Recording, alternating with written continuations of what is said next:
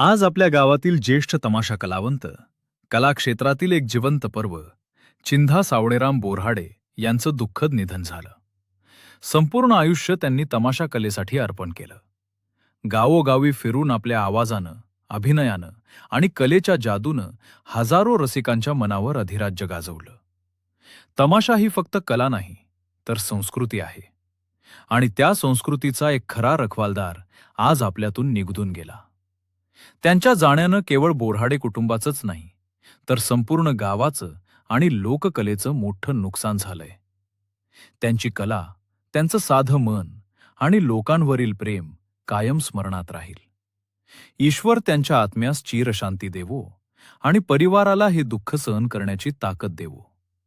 भावपूर्ण श्रद्धांजली.